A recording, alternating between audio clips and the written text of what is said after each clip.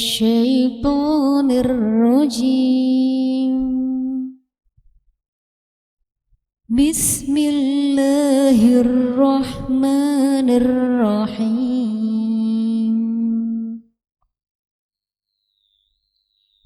اقرأ باسم ربك الذي خلق خلق الإنسان من علق اقرأ وربك الأكرم الذي علم بالقلم علم الإنسان ما لم يعلم Sadaqallahul Azim. Sadaqallahul Azim. Assalamualaikum warahmatullahi wabarakatuh. Waalaikumsalam warahmatullahi wabarakatuh. Marilah kita panjatkan puja dan puji syukur kita kehadirat Allah Subhanahu wa taala yang telah memberikan nikmat kepada kita semua. Tak lupa, mari kita curahkan sholawat serta salam kepada Nabi Muhammad SAW yang telah berjuang dengan penuh kesabaran untuk menyebarkan agama Islam. Kembali lagi di kanal YouTube SMP Negeri 24 Surakarta dalam rangka pesantren kilat peningkatan iman dan takwa. Yang belum subscribe, ditunggu ya. Dan jangan lupa untuk like, subscribe, komen, dan share. Awal-awal tapi ngomong belibet nggak masalah. Oke, di sini perkenalan dulu. Di sini saya Ayu Triapsari berkesempatan menjadi moderator dan di samping saya ada Bu Eli Dian Mayasari berkesempatan menjadi pemateri. Apa kabar Bu Eli? Alhamdulillah sehat. Bu Ayu apa kabar? Alhamdulillah sehat. Nah, alhamdulillah kita sehat pada kesempatan hari ini ya Bu, sehat dan selalu semangat. Tapi walaupun begitu jangan lupa untuk tetap menerapkan protokol kesehatan. Ya, itu sangat penting sekali ya untuk menerapkan protokol kesehatan seperti mencuci tangan dengan air sabun dan air mengalir, kemudian memakai masker, menjaga jarak dan menjauhi kerumunan. Oke. Nah, kesempatan kali ini kita akan membahas mengenai generasi pecinta Al-Quran. Nah, menurut Bu Eli Dian, generasi pecinta Al-Quran itu seperti apa tuh Bu Eli? Generasi pencinta Al-Quran adalah generasi itu kan sekumpulan orang-orang yang cinta terhadap Al-Quran. Nah, cinta Al-Quran itu bentuknya bagaimana? Mereka mencintai Al-Quran dengan cara memahami Al-Quran, kemudian membaca Al-Quran, kemudian menghafalkannya, dan terakhir mengamalkannya. Oke, kemudian mengapa umat manusia, khususnya umat Nabi Muhammad SAW, diperintahkan Allah untuk membaca Al-Quran? Nah, membaca Al-Quran itu hukumnya wajib bagi umat Islam. Nah, kenapa kok kita disuruh membaca? Karena jelas dari surat Al-Alaq 1-5 itu berisi perintah membaca sekaligus sebagai wahyu pertama yang diturunkan oleh Allah kepada Nabi Muhammad. Jadi di sini perintah membaca itu jelas sekali. Ya. Perintah membaca selain membaca Al-Quran tentunya ya, karena di sini global sekali tentang Iqra. Iqra itu membaca, entah membaca Al-Quran atau membaca ilmu yang lain, seperti itu. Oke, kemudian ini ada pertanyaan dari siswa kelas 7D, namanya Alvino. Apa langkah yang dapat dilakukan agar kita dapat menjadi generasi yang selalu cinta terhadap Al-Quran? Bagaimana Bu Eli? Ya, dijelaskan dalam sebuah hadis, khairukum man ta'allama Al-Quran wa'allamahu. Khairukum, sebaik-baik orang, khairukum sebaik-baik orang di antara kamu, man ta'allama Al-Quran, yang belajar Al-Quran, wa'allamahu, dan mengajarkannya. Nah, belajar Al-Quran ini ada langkah-langkahnya. Apa? Yang pertama, membaca. Kenapa kok kita harus membaca Al-Quran? Karena kalau kita nggak baca, kita nggak tahu dong isinya apa, ya kan? Setelah kita membaca, pahami dulu maknanya apa. Jadi membaca, memahami makna, kemudian menghafalkan. Setelah menghafalkan, kita amalkan dalam perbuatan kita sehari-hari. Nah, contohnya amalan yang ada dalam Al-Quran, contoh yang paling urgent ya, yang setiap hari kita lakukan adalah sholat, ya kan? Kita sehari itu 5 kali sholat wajib. Nah, perintah ini juga ada dalam Al-Quran di Al-Baqarah ayat 45 yang bunyinya wasta'inu bisabri wa sholah, dan mintalah pertolongan kepada Allah dengan sabar dan sholat. Ini kan jelas ada perintahnya. Kemudian untuk puasa sendiri, kita juga menjalani ibadah puasa. Nah, menjalani ibadah puasa ini juga ada hukumnya, juga ada perintahnya dari Allah, di mana di Quran surat Al-Baqarah ayat 183, ya ayyuhalladzina amanu kutiba alaikumusyamu kama kutiba alal ladzina min qablikum la'allakum tattaqun. Nah, itu adalah contoh ibadah yang dapat kita amalkan dari Al-Quran. Nah, contoh yang lain yang kita temukan di lingkungan sekitar kita adalah di rumah aja ya, yang kita dapat petik, yang dapat kita amalkan. Contohnya adalah berbakti kepada orang tua. Ini juga ada dalam Quran surat Al-Isra ayat 23. Di situ juga dijelaskan bagaimana cara berbakti. Di antaranya adalah jangan berkata kemudian jangan membentak, dan kita harus berkata dengan baik. Oke. Kemudian ini ada lagi pertanyaan, apa manfaat Al-Quran bagi manusia? Ini pertanyaan dari Adelia Fauziah Az-Zahra, kelas 8D. Ya, terima kasih Mbak Adel. Manfaat Al-Quran bagi manusia. Al-Quran sendiri kan kalamullah, perkataan Allah yang di dalamnya berisi perintah dan larangan. Perintah dan larangan untuk siapa? Untuk kita umat Islam. Jadi fungsi Al-Quran adalah sebagai pegangan, sebagai pedoman hidup umat Islam. Karena di dalamnya ada perintah larangan, dan Al-Quran juga merupakan sumber hukum umat Islam. Seperti itu. Oke. Nah, ini ada lagi pertanyaan. Kenapa atau mengapa Al-Quran tidak disusun sesuai dengan urutan yang runtut seperti turunnya wahyu? Misalkan wahyu pertama yaitu surat Al-Alaq 1-5 ini dari Risma Dea, kelas 8D. Terima kasih Mbak Risma. Turunnya Al-Quran pun tidak serta-merta dalam satu waktu, juga butuh prosesnya. Al-Quran itu diturunkan secara berangsur-angsur lamanya. Ada yang menyepakati kurang lebih 23 tahun. Ada juga yang menyepakati Al-Quran itu turun selama 22 tahun, 2 bulan, 22 hari. Nah, Al-Quran itu kan diturunkan melalui proses. Yang pertama dari Lauhul Mahfudz ke Baitul Izzah. Apa itu Lauhul Mahfudz? Lauhul Mahfudz adalah tempat Allah menakdirkan segala sesuatu. Jadi ketetapan Allah yang pertama ada di Lauhul Mahfudz. Kemudian dari Lauhul Mahfudz turun ke Baitul Izzah. Baitul Izzah itu langit bumi. Nah, dari Baitul Izzah baru turun ke Nabi Muhammad melalui perantara malaikat Jibril. Nah, turunnya Al-Quran ini juga tidak serta-merta langsung satu surat penuh. Ya, Al-Baqarah itu terdiri dari beratus-ratus ayat, itu tidak turun dalam satu waktu. Nah, kenapa kok turunnya tidak berangsur-angsur? Juga karena para sahabat itu melihat kebiasaan Nabi Muhammad.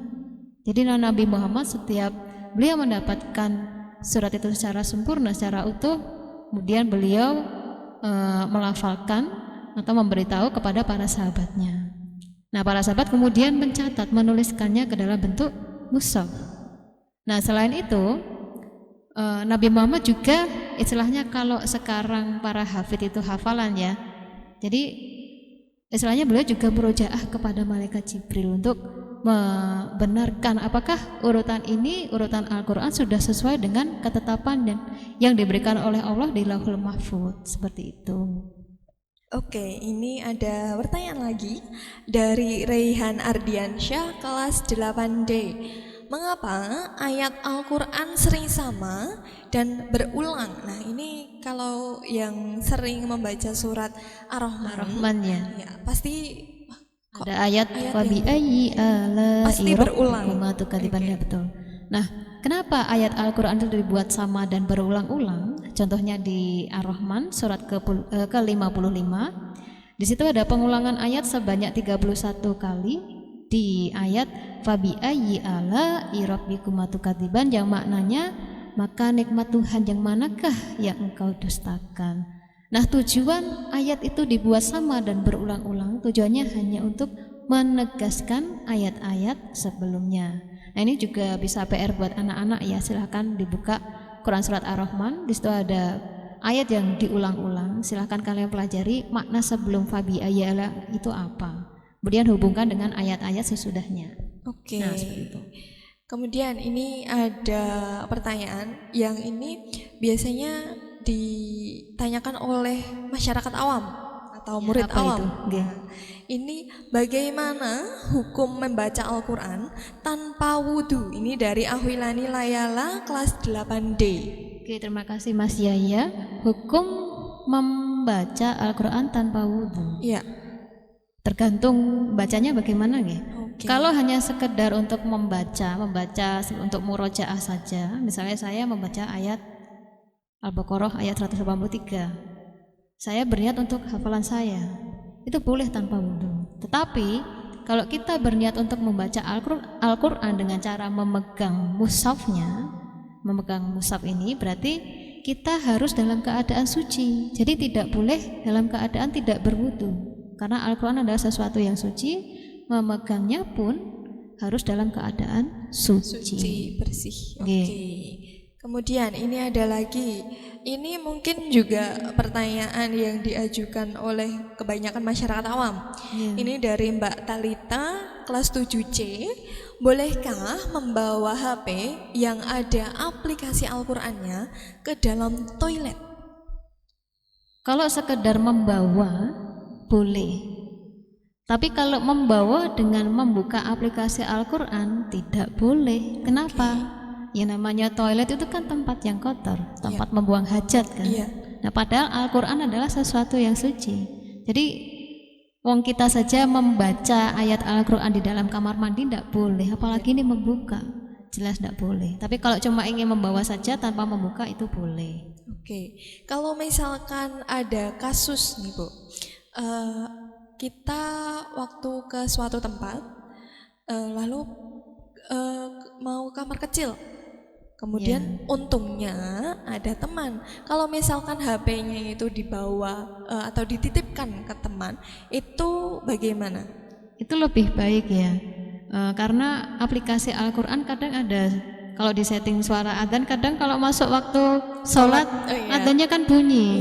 Nah, ini buat jaga nih saja. Misal kalau kita dibawa kamar mandi, lelah kok waktu sholat kemudian bunyi, itu kan malah kita merasa berkewah dengan Allah karena kita membawa sesuatu yang suci di tempat yang kotor. Jadi lebih baik dititipkan saja. Oke.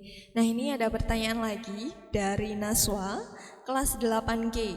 Bagaimana hukum membaca Al-Quran tanpa mengerti maksudnya? Sebagian ulama berpendapat hukum membaca Al-Quran tanpa memahami makna atau maksudnya itu mubah. Mubah itu artinya diperbolehkan. Nah, namun demikian jika ini diperbolehkan bukan berarti kita tidak stagnan harus pokoknya aku baca tapi aku nggak mau mempelajari maknanya, nggak boleh. Karena apa? Karena namanya belajar Al-Quran itu kan butuh proses. Proses itu kan nggak instan toh. Contohnya sebelum kita masuk ke membaca Al-Quran dengan lancar kan kita masuk tahapan lewat Iqra dulu. Iqra 1, 2, 3, 4, 5, 6. Nah, di Iqra ini kan kita juga bacanya tidak ada artinya toh itu. Contohnya baraka, kemudian kakiku, itu kan lebih ke penekanan menghafalkan hurufnya. Kemudian ini ada lagi dari kelas 8D, Kenyar Kalanandra. Ya, Mas Kenyar. Apa arti surah Yunus ayat ke-40? Wah, arti surat Yunus ayat ke-40? Ya. Menurut Bu Ayu apa Bu Ayu? Kalau secara garis besar ya Bu, secara garis besar surat Yunus ayat ke-40 itu menjelaskan tentang kadar keimanan atau kepercayaan seseorang tentang Al-Quran atau terhadap Al-Quran. Apakah betul? Betul. Oke.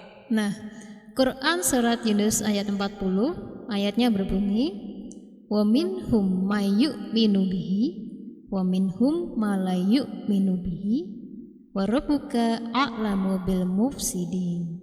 Nah, dari wa minhum may yu'minu bihi, wa minhum itu berarti sebagian di antara mereka yu'minu bihi, ada yang beriman. Yu'minu itu beriman, bihi, bi itu dengan hi itu maksudnya Al-Quran. Jadi sebagian dari mereka ada yang beriman kepada Al-Quran. Terus kemudian selanjutnya wa minhum ma la yu'minu bih, dan sebagian yang lain la yu'minu bih. La, ada kata la ini artinya tidak. Berarti sebagian yang lain tidak beriman kepada Al-Quran. Nah, kemudian wa rabbuka a'lamu bil mufsidin, wa rabbuka, dan Tuhanmu, a'lamu di sini ada kata a'lamu, lebih mengetahui, bil mufsidin, orang-orang yang berbuat kerusakan. Jadi maksudnya memang untuk keyakinan mempelajari atau meyakini Al-Quran dari zaman dulu, memang ada sebagian yang mempercayai, ada sebagian yang belum sampai saat ini. Gitu.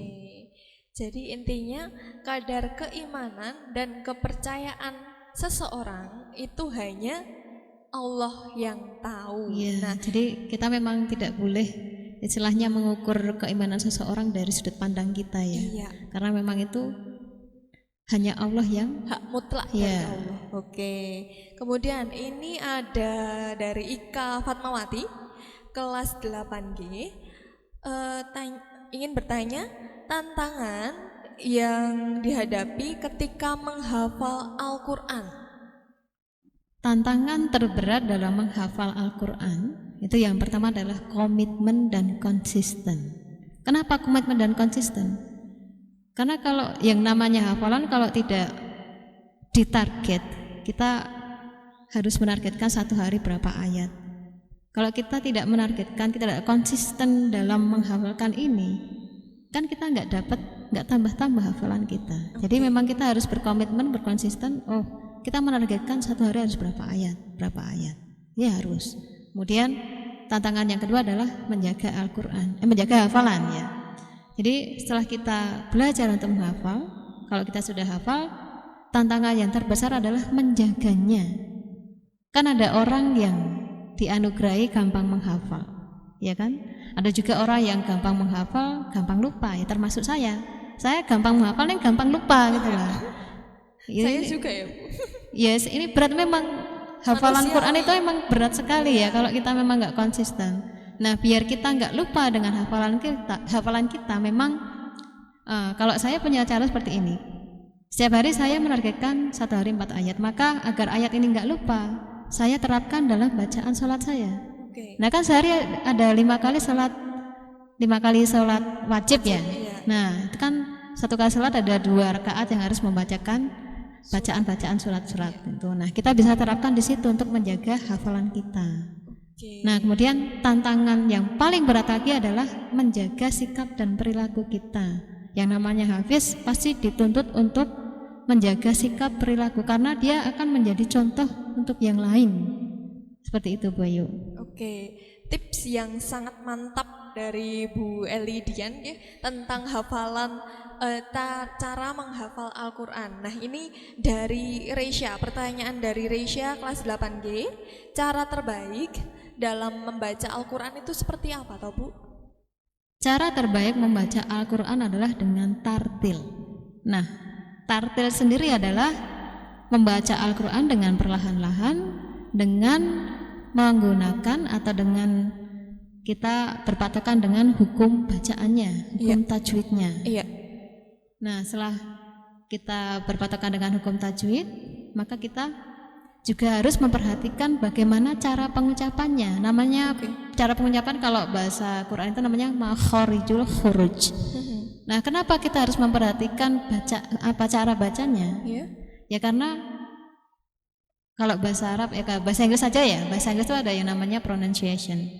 Nah, di dalam bahasa Inggris juga kalau salah salah ucap meskipun ucapannya tulisannya sama salah ucap atau tulisannya beda ucapannya beda. Itu kan salah ucap, salah makna. Salah makna. Nah, sama dengan Al-Qur'an. Itu kan ada huruf kha dengan qa, a dengan a.